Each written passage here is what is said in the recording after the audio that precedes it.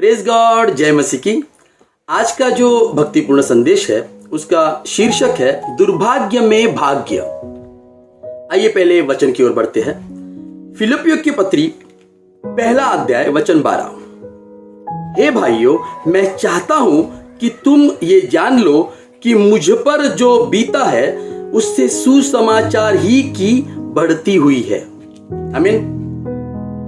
यहां पर हमें पता चल रहा है कि पहले तो कि पौलुस जो है वो जेल में है और जेल से वो ये पत्री लिख रहा है फिलिपियों के लोगों के लिए। ठीक है। समस्या ये है कि पौलुस जेल में है और हम सबको पता है कि पौलुस का बुलावा ये है कि वो सुसमाचार प्रचार करे और अब जेल में ये नहीं हो सकता, मगर उसकी जो धुन है, उसकी जो उमंग है, उसका जो जुनून है, उसे देखकर परमेश्वर उसके काम को पूरा करता है।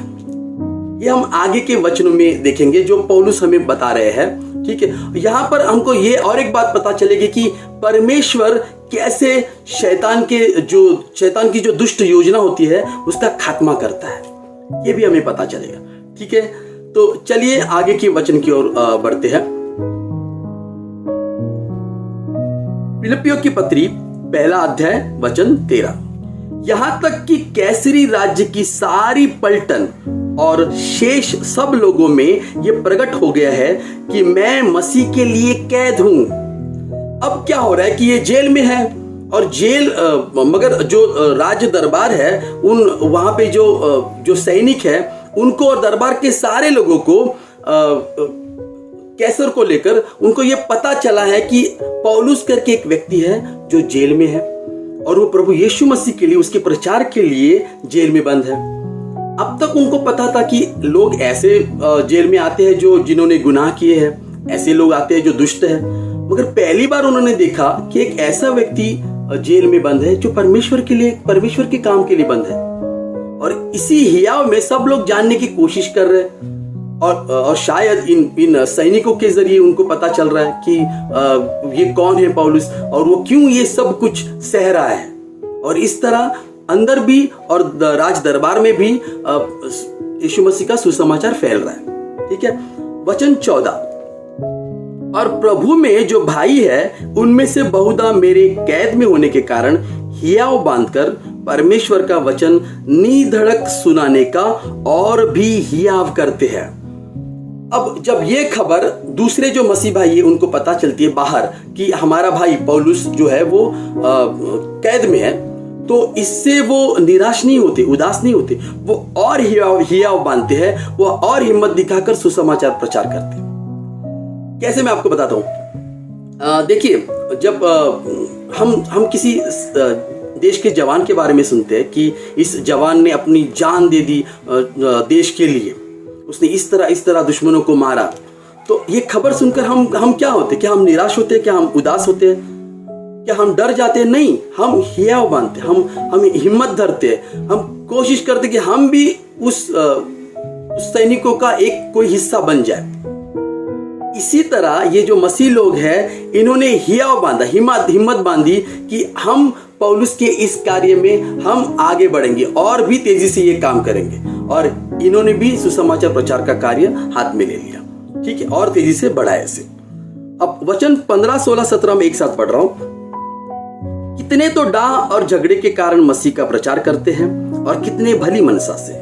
कई एक तो ये जानकर कि मैं सुसमाचार के लिए उत्तर देने को ठहराया गया हूं पर प्रेम से प्रचार करते हैं।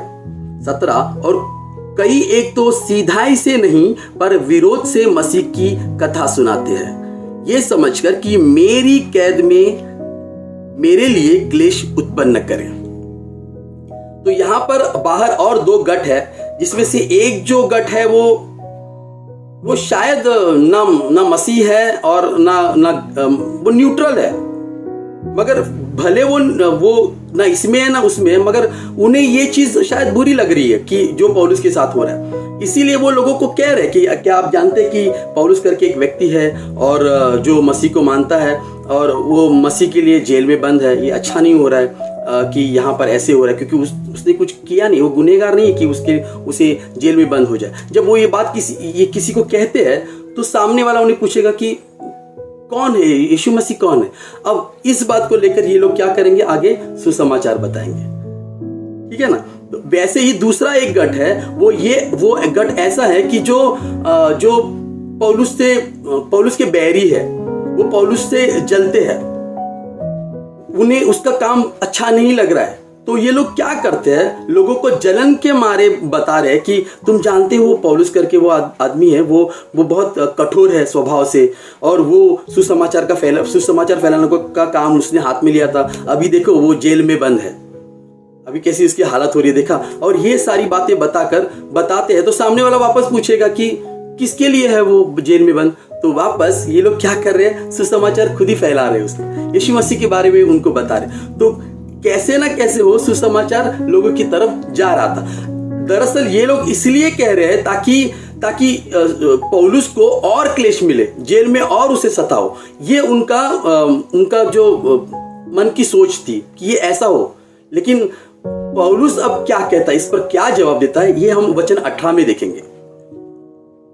तो पौलुस वचन 18 में कह रहा है कि सो क्या हुआ, केवल ये कि हर प्रकार से, चाहे बहाने से चाहे सच्चाई से, मसीह की कथा सुनाई जाती है, और मैं इससे आनंदित हूं और आनंदित रहूंगा भी।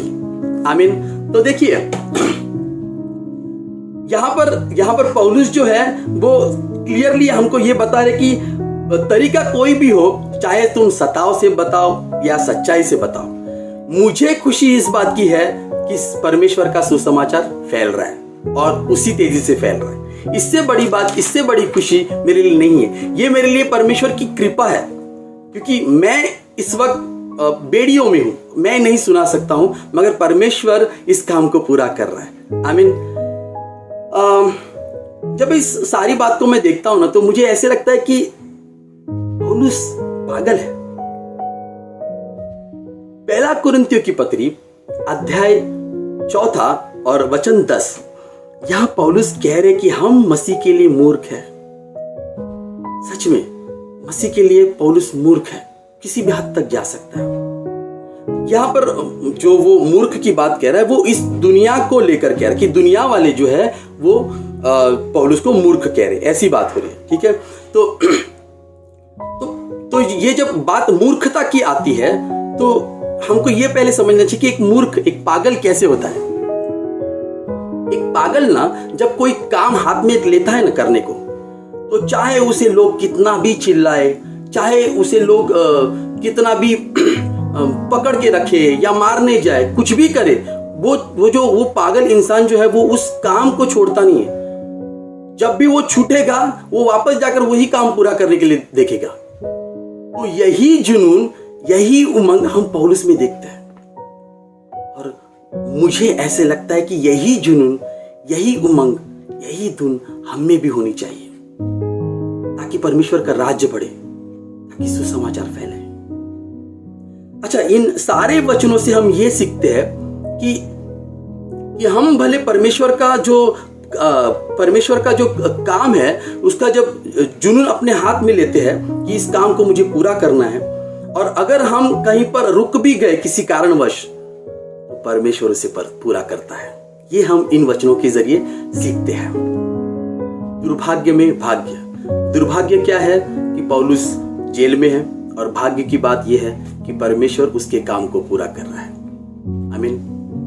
हमको आज ये प्रार्थना करनी चाहिए कि परमेश्वर हमें वो धुन दे जो पौलुस की है, वो उमंग दे जो पौलुस की है, वो जुनून दे जो पौलुस का है, भूख दे पिता हमें कि हम इस पौलुस की तरह ही परमेश्वर के राज्य को बढ़ाने के लिए अपना सब कुछ दे परमेश्वर, और सुसमाचार फैलाने का काम पागलों की तरह करे परमेश्वर।